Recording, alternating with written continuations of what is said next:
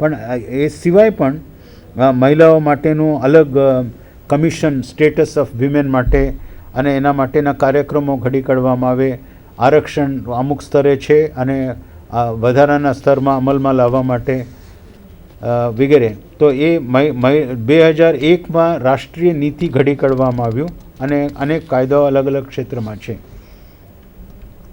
પછી સ્પેસિફિક એરિયાસમાં તમે જુઓ, લગભગ દરેક આપણા જીવનના અલગ અલગ જે તબક્કાઓ છે એને આવરી લે છે. ચિલ્ડ્રન એટલે બાળકો. 1974માં બાળકો અંગેનું નીતિ આપણે જાહેર કરેલું કે માતૃ મૃત્યુ પ્રમાણ દર વગેરે ઘટાડવામાં આવે, વધુ બાળકો જીવે, સારી રીતે જીવે એના માટેની જરૂરી જોગવાઈઓમાં છે. અને ચાઇલ્ડ લેબર, વિકસિત દેશોમાં એક ખાસ પ્રશ્ન એ રહેલો છે કે અનેક બાળકો નિશાળ શું ઇવન રમવા માટેનો ટાઈમ એમને હોતું નથી, બાળપણ જેવું હોતું જ નથી, કામે લાગી જાય છે અને અમુક તો બહુ ડેન્જરસ એટલે ભયજનક પરિસ્થિતિમાં કામ કરતા હોય, તો ખાણમાં ને એવા મુશ્કેલભરી પરિસ્થિતિમાં. તો એના માટે સંવિધાનમાં તો જોગવાઈ છે કે શક્ય તેટલું આ આપણે હેઝર્ડસ ઓક્યુપેશન્સ માંથી બાળકોને બાકાત રાખીએ, બાળકોને ન કામ કરવા દઈએ. હવે તો લગભગ ટોટલ પ્રતિબંધ ઉપર આપણે આવી ગયા છીએ, પણ એ 87માં 1987માં આ કાયદો આપણે બનાવ્યો. પછી યુવાનો માટે પણ 1988માં નેશનલ પોલિસી ઘડી કાઢવામાં આવ્યો. અનેક કાર્યક્રમો અત્યારે જે યુવાનો માટેનો છે એ આ પોલિસીના ફળ સ્વરૂપ છે. યુવાનોનું ધ્યાન રાખીએ તો ઘરડા લોકોનું પણ આપણે વિચાર કરવું પડે. એમના માટે પણ પોલિસી આપણે 1999માં રાષ્ટ્રીય સ્તરે આપણે જાહેર કરેલું અને ખાસ કરીને એમના મેન્ટેનન્સ અને કેર માટેનું, એટલે એને સારી રીતે જીવી શકે, એનો સંભાળ રાખી શકાય. અને આપણે ત્યાં તો એવું આપણે વિચારેલું છે કે કુટુંબ એની જવાબદારી લે. નોર્વે, સ્વીડન જેવામાં તો સરકાર જવાબદારી લે છે, પણ આપણે ત્યાં એવું નહીં. તો એના બાળકો, એના કુટુંબના નજીકના સગા સંબંધીઓ, ફેમિલી, એ પ્રાઇમરી રેસ્પોન્સિબિલિટી એમનું હોવું જોઈએ. એટલે એ પ્રકારનો કાયદો આપણે ત્યાં છે અને એના અનેક પાસાઓ ઘરડા લોકોનું, એની જરૂરિયાતો, એમની મુશ્કેલીઓ અને કયા સંજોગોમાં જીવી રહ્યા છે એને ધ્યાનમાં રાખીને આ પોલિસી ઘડી કાઢેલું છે. ત્યાર પછી આવે છે પર્સન્સ વિથ ડિસેબિલિટીઝ, એટલે ખોડખાપણ, માનસિક રીતે મુશ્કેલીભરી પરિસ્થિતિમાં રહેતા હોય, મેન્ટલી રિટાર્ડેડ હોય, તો એના માટે 2006માં નીતિ ઘડી કાઢવામાં આવી છે. અને આ નીતિ હેઠળ કઈ રીતે એને ઓળખવામાં આવે, કોણ ઓળખી કાઢી શકે અને એમનું રજિસ્ટ્રેશન થાય, અને એના માટે અલગ કમિશનર એક નિમવામાં આવેલા છે. અને નોકરી ધંધામાં એના શિક્ષણ માટે, પ્રશિક્ષણ માટે, એના માટેની જોગવાઈઓ અને એને સામે કોઈ ડિસ્ક્રિમિનેશન એટલે દુરાગ્રહ રાખીને નોકરી કે તકમાંથી વંચિત ન રાખે એના માટેની જોગવાઈઓ. એટલે એ પર્સન્સ વિથ ડિસેબિલિટીઝમાં આપણે કરી છે. પછી રીસેટલમેન્ટ એન્ડ રિહેબિલિટેશન, આપણે ત્યાં અનેક મોટા પ્રોજેક્ટ્સમાં આ પ્રશ્ન વારંવાર જોવા મળે છે કે પુનર્સ્થાપન અને રિહેબિલિટેશન, જે ગુમાવી ચૂક્યા છે એની જગ્યામાં એને એવી તક આપવામાં આવે કે અગાઉની જિંદગી કરતાં પણ બહેતર જિંદગી જીવી શકે. હવે એના માટેના જે કાયદાકીય સ્વરૂપ શક્ય તેટલું આપીને એમના હક એની જાળવણી કરવામાં આવે, એ 2004માં એની નીતિ ઘડાઈ છે. ટ્રાઇબલ પોલિસી, આદિવાસી વિસ્તાર માટેનું એક ખાસ નીતિ 2006ની વર્ષમાં એ નીતિ ઘડી કઢાઈ છે. અને ઓપન સ્ટેન્ડર્ડ્સ ફોર, અને એમાં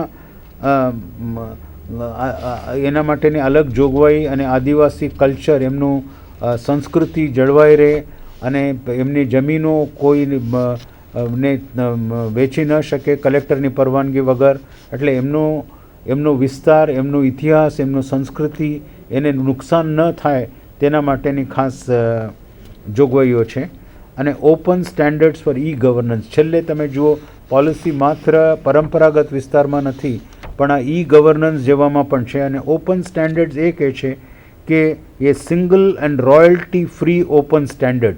એટલે ઈ ગવર્નન્સ એટલે સરકારી તંત્રમાં અને સરકારી કામકાજ કરતી વેળાએ ઇલેક્ટ્રોનિક્સ માધ્યમનું જેટલું ઉપયોગ કરી શકે, અને એ તો સરકાર અને સરકાર વચ્ચે પણ હોઈ શકે, એટલે રાજ્ય સરકાર અને જિલ્લા વચ્ચે હોય, કેન્દ્ર સરકાર અને રાજ્ય સરકારો વચ્ચે હોઈ શકે, તો એ હોય. પછી ગવર્મેન્ટ એન્ડ બિઝનેસ એટલે સરકાર અને ઔદ્યોગિક એકમો, વેપારી એકમો ટેક્સેશનમાં હોય, પેલી પ્રોત્સાહક નીતિની અમલ માટે હોય, અને ગવર્મેન્ટ ટુ સિટીઝન G2C જેને કહેવાય, G2G, G2B અને G2C.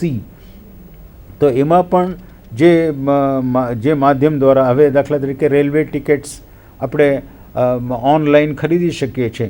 હવે એના માટેને જે પ્રોટોકોલ્સ અને જે સિસ્ટમ્સ વગેરે વાપરવામાં આવે છે, એના માટે single and royalty free open standards હોય, એના માટેનો કાયદો છે. હવે આ ન કર્યું હોત આપણે કાયદો, તો locked in with one vendor, એક જ વિક્રેતા પાસેથી આપણે આ ખરીદીએ તો એ વિક્રેતાનું જ માલ વાપરવું પડે ને પછી આપણે બહાર ન જઈ શકીએ. એ પરિસ્થિતિ આપણે ત્યાં નથી, કારણ આપણે ત્યાં આઈટી અંગેનું વિકાસ બહુ જ સરસ રીતે થયેલું છે આપણા દેશમાં. માટે આ પોલિસી આપણે બહુ સુગ્રથિત પોલિસી આપણે 2010માં આપણે જાહેર કરી છે. એટલે આ બધા નમૂનાઓ પોલિસી મેકિંગ અંગેના હતા. એટલે આપણે પ્રિલિમ્સ પરીક્ષાની દૃષ્ટિએ જો જોવા જઈએ તો આ યર બુક જે છે ઇન્ડિયા 2012, એમાં તમને એક જનરલ એક સામાન્ય દૃષ્ટિ તમે કેળવી શકો દરેક વિભાગમાં કઈ કઈ નવી બાબતો છે, કઈ બાબતો નીતિના સ્વરૂપમાં પ્રગટ છે, કઈ બાબતો કાર્યક્રમના રૂપે પ્રગટ છે, અને કઈ કાર્યક્રમો એપ્રોચ એટલે આપણે કઈ અભિગમના સ્વરૂપમાં પોતાનું મહત્ત્વ દેખાડે છે તે રીતે છે. એ બધું તમે ઓળખી શકો આ યર બુક્સ દ્વારા. પણ વધુ તો મને લાગે છે કે ઇન્ટરનેટના માધ્યમ દ્વારા અને મેગઝિન્સ, વખતો વખત પ્રકાશિત થતા જર્નલ્સ દ્વારા આપણે વધુ વિગતો મેળવી શકીએ. અને અમુક હેલ્પ બુક્સ પણ તમને કદાચ આમાં મદદ કરે. પણ આ બહુ મોટું વિસ્તૃત પેલું છે, અને આપણે જોઈશું પ્રશ્નો કેવા પૂછાય છે આના અંતમાં આપણે જોઈશું. હવે જઈશું નેક્સ્ટ ટોપિકમાં, એટલે રાઇટ્સ ઇશ્યુઝ. પબ્લિક પોલિસી મેં જેમ કહ્યું કે અગાઉના વખતમાં આપણે શરૂઆતમાં તો કાયદા અને વ્યવસ્થા, નાણાકીય બાબતો એવું રેગ્યુલેટરી એટલે સરકાર એટલે નિયમન કરવાની એક સંસ્થા, ખાસ કરીને આઝાદી પહેલાંના વખતમાં. પણ આઝાદી પછી આપણને તરત લાગ્યું કે ભાઈ વિકાસ મહત્ત્વનો છે, દરેકને તક મળે, શિક્ષણ મળે, આરોગ્યથી વંચિત કોઈ ન રહે, અને ઉદ્યોગોમાં વિકાસ થાય, ખેતીવાડીમાં વિકાસ થાય, અન્ય માળખાકીય સુવિધામાં વિકાસ થાય વગેરે. તો વિકાસ માટે આ જેને કહેવાય કે વેલફેર સ્ટેટ, એ અપ્રોચ રહેલું. પણ અત્યારે તો રાઇટ્સ અપ્રોચ એટલે નાગરિકો આ પોતાનું એક હક તરીકે માગી શકે તે વાતાવરણ હમણાં છેલ્લા 10 વર્ષથી અમલમાં છે એટલે વધુ વિસ્તૃત બન્યું છે. અને ખાસ કરીને યુનાઇટેડ નેશન્સ એટલે સંઘરાજ, સંયુક્ત સંઘ, તો એ યુનાઇટેડ નેશન્સ દ્વારા આનું ખાસ અનુમોદન કરવામાં આવ્યું છે. અને અનેક રાષ્ટ્રોએ આ ઠરાવો સાથે સંકળાયેલા હતા, એટલે એનું પ્રતિબિંબ પણ જે તે જોવા મળે છે. અને એ જ રીતે રાઇટ્સ ઓફ વિમેન, મહિલાઓ માટે, રાઇટ્સ ઓફ ચિલ્ડ્રન, અને rights of scheduled caste and tribes, backward classes, minorities એટલે અલ્પસંખ્યકો, disabled persons, old persons, consumers એટલે ગ્રાહકો, માહિતી માટેનો અધિકાર, શિક્ષણ માટેનો અધિકાર. હવે આના માટે સંસ્થાઓની પણ જરૂર છે, એટલે national human rights commission, national commission on women, protection of child rights, scheduled caste અને શેડ્યુલ્ડ ટ્રાઇબ્સ, માઇનોરિટીઝ વગેરે માટે. એટલે કાયદા ઘડી કાઢવું, હક આપી દેવું, પણ હકને અમલમાં લાવવા માટે અને દેખરેખ રાખવા માટે આટલા બધા કમિશન્સ. હવે આપણે જોઈ લઈએ 2-4 પ્રશ્નો જો આ ઇન્ક્લુસિવ ગ્રોથ બાબત એટલે ગરીબો અને દુર્ગમ વિસ્તારમાં રહેતા હોય એમના માટે પણ કરવા માટે સેલ્ફ હેલ્પ ગ્રુપ્સની જરૂર છે, માઇક્રો સ્મોલ એન્ટરપ્રાઇઝની જરૂર છે કે રાઇટ ટુ એજ્યુકેશન એક્ટ એમાંથી કયું સૌથી મહત્ત્વનું છે તેવો પ્રશ્ન પૂછાયો હતો. પછી આમ આદમી વીમા યોજના બાબતમાં કે આ કોને આવરી લે છે, હેડ ઓફ ધી હાઉસહોલ્ડને આવરી લે છે કે 30થી 65 વર્ષનું હોય અથવા સ્કોલરશિપ છે, કયું છે.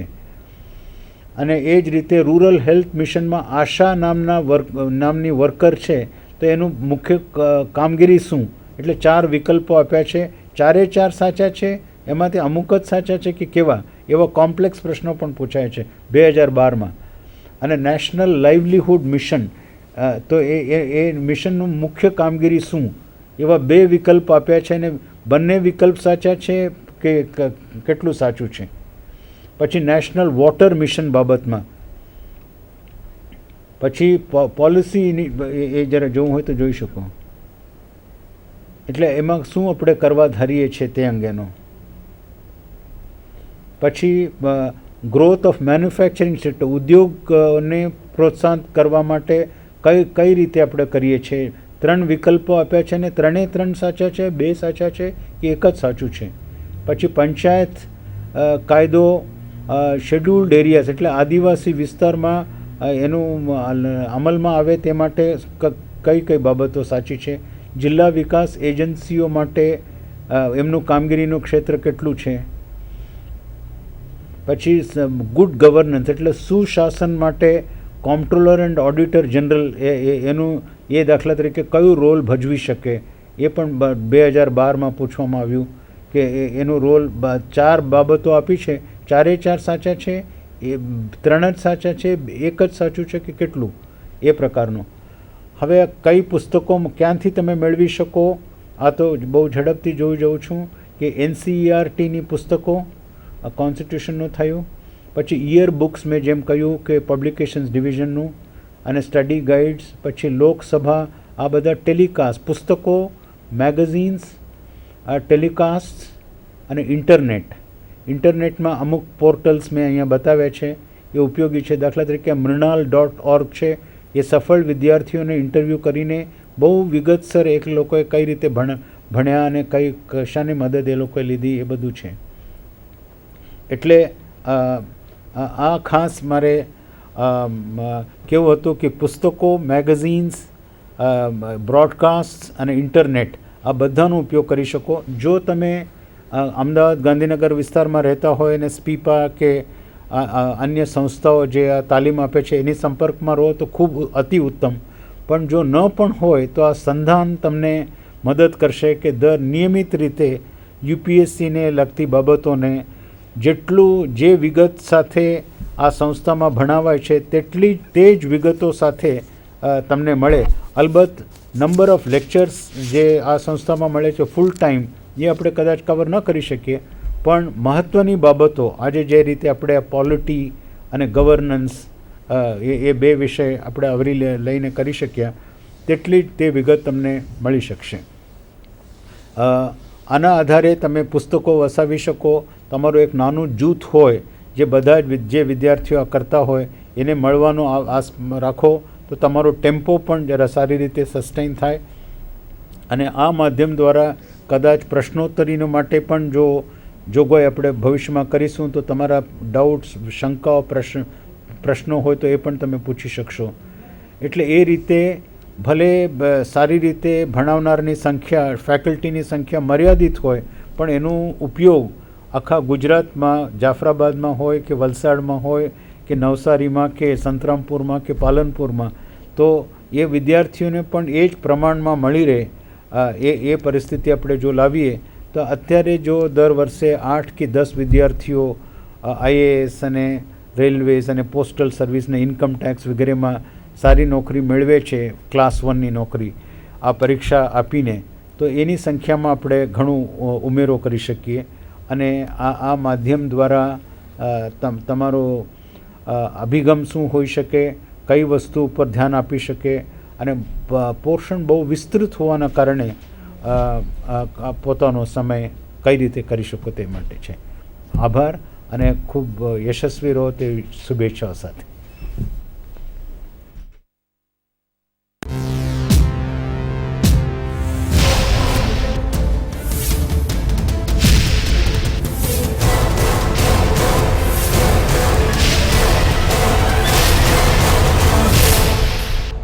Sandhan All Gujarat Integrated Classroom. સેટેલાઇટના માધ્યમથી જોડતી કડી એટલે સંધાન.